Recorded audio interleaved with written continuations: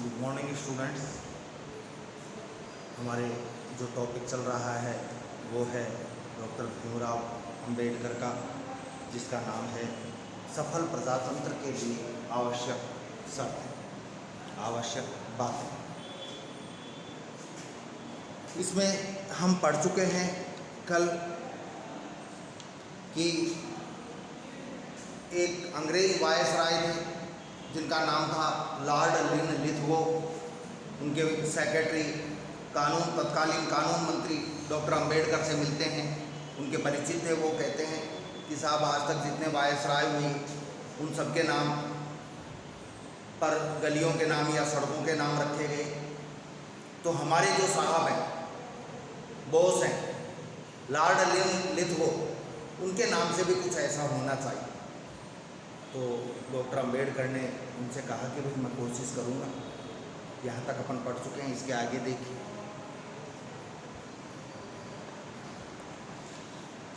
मैंने कहा मैं विचार करूँगा। डॉक्टर अंबेडकर ने कहा कि मैं इस बारे में विचार करूँगा। उन दिनों में जमुना के ऊपर एक बांध बनवाने पर विचार कर रहा था। यमुना नदी के ऊपर एक बांध बनवाने पर विचार कर रहा था कि भाई यदि यमुना नदी पर बांध बनवा दिया जाए तो पानी इकट्ठा हो सकता है, जिसका बाद में उपयोग हो सकता है, सदुपयोग हो सकता है, क्योंकि वो पानी बारिश में बेकार चला जाता है, ताकि गर्मी के मौसम में दिल्ली के लोगों को पानी का कष्ट ना हो। भाई गर्मी में वहाँ से पानी दिया जा सके दिल्ली के लोगों को, गर्मियों में दिल्ली के लोगों को पानी का संकट नहीं झेलना पड़े, इसलिए यमुना नदी के ऊपर में बांध बनवाने की सोच रहा था। क्योंकि गर्मी के दिनों में नदी सूख जाती है, पानी तो बह जाएगा बारिश में, यमुना नदी भी सूख जाती है, तो वो पानी चलता रहे, लोगों के पीने का काम तो चले।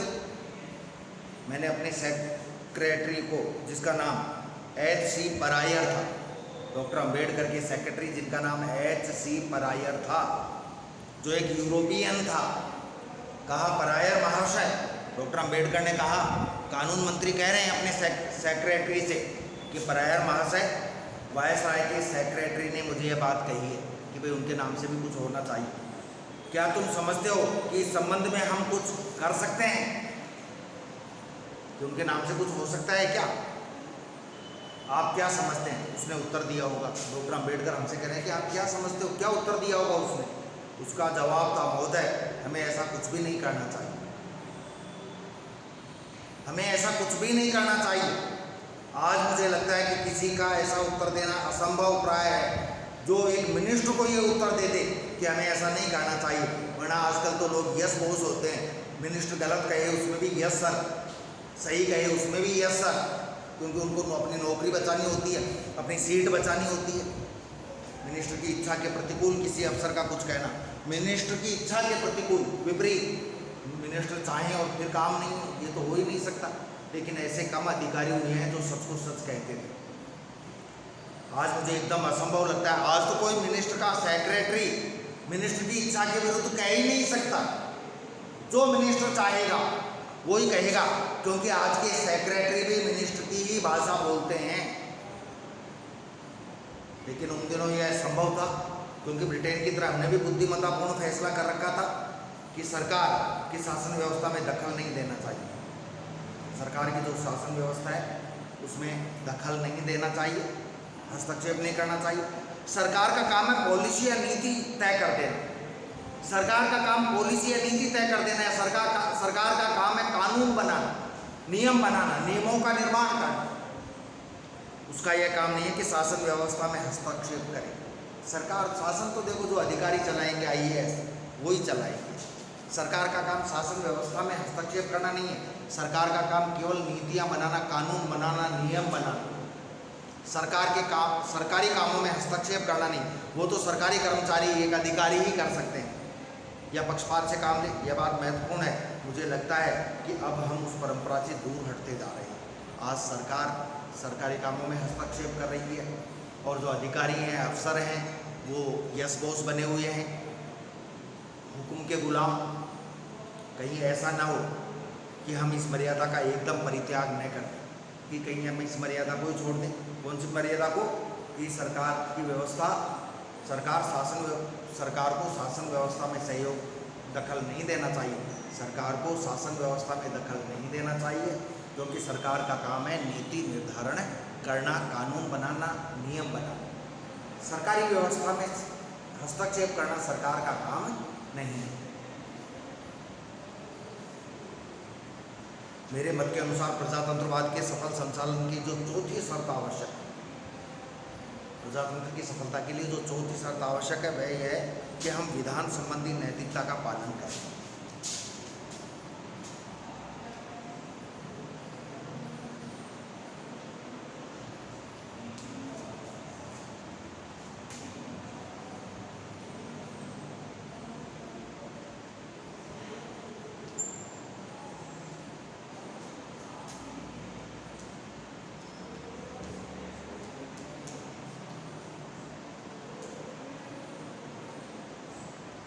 विधान संबंधी नैतिकता का पालन करें।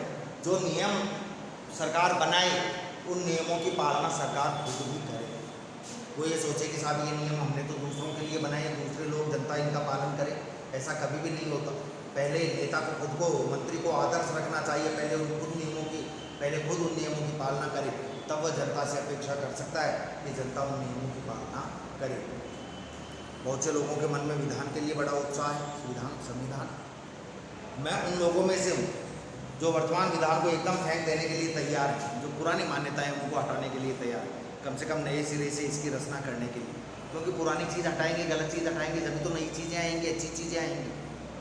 लेकिन हम यह भूल जाते हैं कि हमारे विधान में कानूनी व्यवस्था तो है, हमारे संविधान में कानूनी व्यवस्था तो है, लेकिन जिस चीज़ को हम विधान संबंधी नैतिकता कहते हैं उसका अस्थि पंजर मात्र है, लेकिन वो केवल दिखावा है। उसका अस्थि पंजर है, हड्डियाँ मात्र है, पूर्ण शरीर नहीं है, केवल वो दिखावा है। हमारे संविधान में है कानून व्यवस्था, लेकिन वो केवल दिखावा है।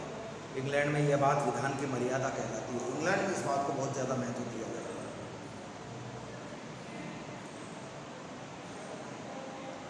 और लोगों को खेल के नियमों का पालन करना ही चाहिए। कोई भी खेल खेल रहे हैं हम, तो खेल के नियमों का तो पालन करना होगा बच्चों। लेकिन कोई ये सोच ले कि साहब मैं तो कैप्टन हूँ, मैं मंत्री का बेटा हूँ, नियम मेरे लिए नहीं बने, तो फिर खेल खेलने में मज़ा नहीं आएगा। एक दो बातें जो इस समय मुझे याद आ रही हैं मैं आपको बताऊं। आपको याद होगा कि जब 13 अमेरिकी उपनिवेशों ने बगावत, 13 छोटे छोटे अमेरिकी राज्य उन्होंने बगावत कर दी, विरोध कर दिया अमेरिका का। तो उस समय उनका नेता जॉर्ज वाशिंगटन उनका नेता था। जब 13 अमेरिकन उपनिवेशों ने बगावत की, यह कहने से कि वाशिंगटन उनका नेता था, अमेरिकी जीवन में उसका जो वास्तविक स्थान था हमें स्पष्ट नहीं होता। वाशिंगटन उनका देवता था, वाशिंगटन उनका भगवान था। यदि आप उसका जीवन चरित्र और इतिहास पढ़ें तो आपको मालूम होगा कि विधान की रचना होने पर वाशिंगटन ही अमेरिका का प्रथम प्रेसिडेंट चुना गया, क्योंकि उनका नेता जॉर्ज वाशिंगटन था। वाशिंगटन सही था, इसलिए 13 अमेरिकी उपनिवेशों ने बगावत की थी, क्योंकि वो सही था, सही चीज़ के लिए वो आगे आया। और जब अमेरिका स्वतंत्र हुआ और पूर्ण अमेरिका बना, तब उसका पहला राष्ट्रपति जो था वो जॉर्ज वाशिंगटन। जब उसकी अवधि समाप्त हो गई, वही बात अमेरिका में 6 साल के लिए राष्ट्रपति होता है। राष्ट्रपति बने जॉर्ज वाशिंगटन को 6 साल पूरे हो गए। ध्यान से समझना इस एग्जाम्पल, 6 साल पूरे हो गए। अब नियमानुसार क्या होना था, दोबारा चुनाव होना था। जब उसकी अवधि समाप्त हो गई तो उसने दूसरी बार प्रेसिडेंट के पद के लिए खड़े होने से इनकार कर दिया कि अब तो कोई दूसरा बनेगा, मेरा कार्यकाल पूरा हो चुका, 6 साल में राष्ट्रपति रह चुका। 6 साल नहीं है बच्चों, 4 साल है। अमेरिका का राष्ट्रपति का 4 साल के लिए होता है। अब अमेरिका में चुनाव है राष्ट्रपति के लिए, तो दूसरी बार लोगों ने कहा तो उन्होंने दूसरी बार प्रेसिडेंट पद के लिए खड़े होने से इनकार कर दिया कि नहीं, और उनको भी तो मौका मिलना चाहिए। मुझे इसमें कुछ भी संदेह नहीं है, मुझे इसमें कुछ भी संदेह नहीं लगा कि यदि वाशिंगटन 10 बार भी प्रेसिडेंट पद के लिए खड़ा होता तो वह हर बार सर्वसम्मति से निर्विरोध चुनता। 1 बार 2 बार नहीं, 10 बार भी यदि वो खड़ा होता तो निर्विरोध वो 10 बार चुनाव जीतते। कोई उनके विरोध में नहीं बोलता, कोई उनके विरोध में विपक्ष में नहीं आता। लेकिन दूसरी बार उसने खड़ा होने से इनकार कर दिया। जब उसे इसका कारण पूछा गया तो उसका उत्तर था, जॉर्ज वाशिंगटन का उत्तर था, प्रियवर आप भूल गए कि हमने इस विधान को किस उद्देश्य की पूर्ति के लिए बनाया। 4 वर्ष में राष्ट्रपति का चुनाव ये नियम हमने क्यों बनाया है। उस समय में 8 वर्ष या 10 वर्ष कर सकते थे, लेकिन 4 वर्ष का नियम हमने क्यों बनाया। हमने यह विधान इसलिए बनाया कि हम कोई वंश परंपरागत राजा नहीं चाहते कि जो राष्ट्रपति चलता रहे, बनता रहे लंबे समय तक। हम वंशानुगत परंपरा के अनुसार राजा नहीं चाहते, हम तो राष्ट्रपति चाहते थे जो हर 4 साल बाद चुनाव हो और नए राष्ट्रपति बने। हम कोई पैतृक शासन नहीं चाहते थे, हम कोई अनन्य शासक या डिक्टेटर भी नहीं चाहते थे कि कोई डिक्टेटर आ जाए, तानाशाह आ जाए जो 10-20-30 साल तक राष्ट्रपति बना रहे। हमने तो ये व्यवस्था की थी हर 4 साल बाद चुनाव हो और एक नया राष्ट्रपति देश को मिले। यदि इंग्लैंड के राजा की अधीनता त्याग कर आप लोग इस देश में आकर भी मुझको ही प्रतिवर्ष, जैसे इंग्लैंड में राजा होता है महारानी एलिजाबेथ, वो तो रहेगी ही, उसका स्थान तो उसके परिवार का ही उसके मरने के बाद कोई ले सकता है। तो फिर तो इंग्लैंड की शासन व्यवस्था ही अपना लेते हैं। तो यदि इंग्लैंड के राजा की अधीनता त्याग कर, ध्यान रखना, इंग्लैंड के राजा की अधीनता त्याग कर, अमेरिका भी इंग्लैंड का गुलाम था जैसे इंडिया था, अमेरिका पर भी अंग्रेजों का अधिकार था। फिर तो हमें इंग्लैंड की अधीनता ही नहीं त्यागनी चाहिए थी, इंग्लैंड शासन करते रहते अंग्रेज। और फिर आप चाहते हैं कि मैं फिर राष्ट्रपति बनूं, तो मुझको ही प्रतिवर्ष प्रतिकाल विभाग अपना प्रेसिडेंट बनाए रहने लगे, मेरी ही पूजा करने लगे।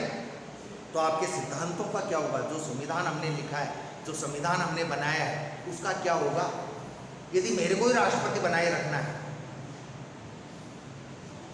आप मुझे ही इंग्लैंड के राजा का स्थापना बना देंगे, फिर तो ये हो गया कि इंग्लैंड का राजा तो हट गया, उसकी जगह मैं बन गया, मैं चलता रहूँगा लंबे समय तक, उसके बाद मेरा बेटा आ जाएगा, पोता आ जाएगा, फिर तो कोई शासन व्यवस्था हो गई। तब आप क्या कह सकते हैं कि आपके उसके अधिकार के प्रति विद्रोह किया। आपने इंग्लैंड के राजा के अधिकार के प्रति विद्रोह किया, उसको हटाकर मेरे को लंबे समय तक आप राष्ट्रपति बनाना चाहते हो। उसने कहा आपका मेरे प्रति जो विश्वास है, जो भक्ति भाव है, उसके कारण आप चाहे मुझे पर दूसरी बार प्रेसिडेंट बनने के लिए दबाव डालने पर मजबूर हो।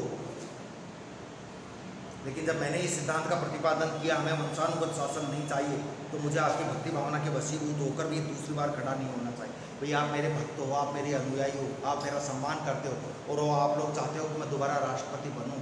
लेकिन मैंने खुद नहीं ये नियम बनाया था कि एक व्यक्ति दोबारा राष्ट्रपति नहीं बनेगा, फिर आप क्यों चाहते हैं कि मैं दोबारा राष्ट्रपति बनूं। तो मुझे दूसरी बार खड़ा नहीं होना चाहिए। अंत में लोगों ने उन्हें कम से कम एक ही बार और खड़े होने के लिए राजी कर लिया। लेकिन जॉर्ज वाशिंगटन को लोगों ने ये कहा कि साहब आप एक बार और राष्ट्रपति बन जाओ, केवल एक बार। मानना पड़ा जॉर्ज वाशिंगटन को, उन्होंने मान लिया। फिर दूसरा कार्यकाल पूरा हुआ, फिर तीसरे कार्यकाल के लिए तीसरी बार राष्ट्रपति बनने के लिए लोग जॉर्ज वाशिंगटन पर जोर डालने लगे। वे फिर आग्रह करने गए तो उसने धता बता दिया, मतलब मना कर दिया साफ साफ कि नहीं, चाहे तुम अब कुछ भी करो, तीसरी बार मैं अमेरिका का राष्ट्रपति नहीं बनूंगा। बच्चों, उस समय से ही अमेरिका का राष्ट्रपति का ये नियम बन गया कि कोई भी व्यक्ति लगातार 2 बार राष्ट्रपति बन सकता है चुनाव जीतकर। अब ट्रंप एक बार राष्ट्रपति रह चुके, दोबारा चुनाव हो रहे हैं, दोबारा खड़े हैं, जीत गए ठीक है, हार गए कोई और आ जाएगा। वैसे पिछले कई वर्षों से लगातार यही चलता आ रहा है कि एक राष्ट्रपति का 2 बार कार्यकाल होता है। मैं आपको एक दूसरा उदाहरण दूं। आप 8वें एडवर्ड ड्यूक ऑफ विंडसर को जानते हैं, जिनका संपूर्ण चरित्र क्रमशः टाइम्स ऑफ इंडिया में छपा है। Indian newspaper times of India में उनके बारे में सब कुछ छपा है। मैं गोलमेज कॉन्फ्रेंस में गया था, गोलमेज सम्मेलन हुआ था, उसमें गया था। उस समय वहाँ बड़ा भारी विवाद चल रहा था। प्रश्न यही था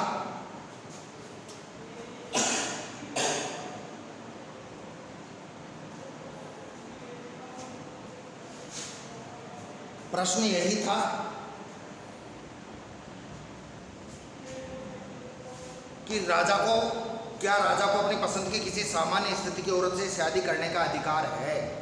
बच्चों, ये एक घटना है, राजा रानी सामान्य परिस्थिति में शादी करने का, राजा को अपनी रानी के अलावा किसी अन्य स्त्री से शादी करने का अधिकार है।